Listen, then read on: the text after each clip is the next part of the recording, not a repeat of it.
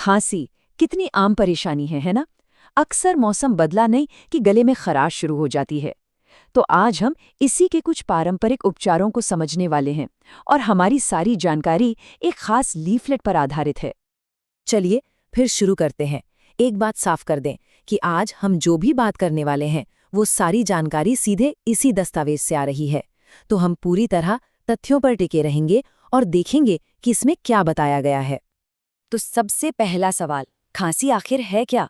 देखिए, इस स्रोत के हिसाब से आयुर्वेद इसे सिर्फ एक बीमारी की तरह नहीं देखता, बल्कि ये शरीर के दो जरूरी तत्वों कफ और वात, इनके बिगड़ते बैलेंस मतलब असंतुलन का नतीजा है। कफ जो शरीर में नमी को कंट्रोल करता है और वात जो गति को। जब इनका तालमेल बिगड़ता है तो खांसी होती है। मतलब ये सिर्फ लक्षण पर नहीं बल्कि जड़ पर ध्यान देने वाली बात है। किसी भी चीज के इलाज से पहले उसके कारण को जानना बहुत जरूरी है ना? तो चलिए अब जरा ये देखते हैं कि इस सोच के मुताबिक खांसी होती क्यों है और इसके लक्षण क्या-क्या होते हैं। अच्छा, तो कारण काफी जाने पहचाने से लगते हैं, जैसे ठंडी हवा लग जाना, धूल मिट्टी में चले जाना, एलर्जी हो जाना या फिर हद से ज्यादा ठंडा या मीठा खा लेना। यहाँ तक कि किसी इन्फेक्शन को और पाचन की गड़बड़ी को भी इसकी एक वजह बताया गया है। ये सारी चीजें हमारे शरीर के नेचुरल बैलेंस को बिगाड़ सकती हैं। और जब ये बैलेंस बिगड़ता है तो फिर लक्षण दिखने लगते हैं। गले में खराश, बार बार खांसी आना, बलगम बनना शुरू हो जाता है, छाती में जकड़न महसूस होती है और तो और रात को नींद तक खराब हो जाती है। ये सब इशारे हैं कि शरीर के अंदर कुछ ठीक नहीं चल रहा है। तो भाई, कारण और लक्षण तो समझ लिए, अब बात करते हैं इलाज की। इस लीफलेट में सबसे पहले कुछ खास आयुर्वेदिक दवाओं का जिक्र किया गया है। तो यहाँ पर एक पूरा प्रोटोकॉल दिया गया है। नंबर 1, सितोपिलादी चूर्ण 1 चम्मच शहद के साथ। दूसरा, मासावले, ये भी 1 चम्मच लेकिन दिन में 2 बार। और तीसरा, तुलसी घनवटी की 2 गोनियां दिन में 2 बार। मतलब खांसी से निपटने का एक पूरा सिस्टमैटिक तरीका बताया गया है।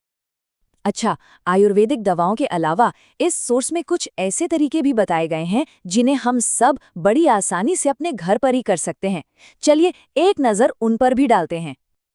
ये तो कमाल है, ये सारी चीज़ें तो हमारी रसोई में ही मिल जाती हैं, जैसे अदरक का रस शहद के साथ, या वो हल्दी वाला दूध जो बचपन से सुनते आए हैं, गुनगुने पानी में नींबू का रस, मुलेठी का पाउडर शहद के साथ और अजवाइन का काढ़ा। ये वो नुस्खे हैं जो शायद सदियों से हमारी दादी नानी इस्तेमाल करती आ रही हैं, और सबसे अच्छी बात यह है कि ये आसानी से मिल भी जाते हैं। दवाइयों और नुस्खों से हटकर ये सोर्स सांस की एक्सरसाइज पर भी जोर देता है। पहला है कपालभाति। इसमें जोर से सांस बाहर फेंकने पर फोकस किया जाता है ताकि नाक का रास्ता साफ हो। और दूसरा है भ्रामरी प्राणायाम, जिसमें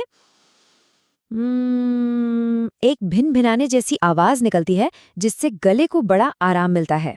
ये दोनों ही शरीर को अंदर से ठीक करने के बहुत असरदार तरीके हैं। अच्छा, इलाज तो हो गया, पर कुछ ऐसी आदतें भी हैं जो ठीक होने की प्रोसेस को, मतलब रिकवरी को और तेज कर सकती हैं। ये आखिरी सेक्शन इसी बारे में है। तो यहाँ कुछ क्या करें और क्या ना करें वाली बातें हैं। करने वाली चीजें हैं भाप लेना, गुनगुना पानी पीते रहना, गले को गर्म रखना और हल्का आसानी से पचने वाला खाना खाना। और हाँ, एक बड़ी जरूरी बात, ठंडी चीजों और ठंडे ड्रिंक्स से बिल्कुल दूर रहना है। इससे होता यह है कि शरीर अपनी सारी ताकत बीमारी से लड़ने में लगाता है। तो कुल मिलाकर इस पूरे लीफलेट का निचोड़ क्या है? निचोड़ ये है कि खांसी का इलाज कोई एक चीज नहीं है, ये एक मिला-जुला अप्रोच है। इसमें दवाइयाँ भी हैं, घरेलू नुस्खे भी हैं और हमारी रोज की आदतों में बदलाव भी शामिल है। और आखिर में एक सवाल, एक ऐसा सवाल जो हमें सोचने पर मजबूर करता है।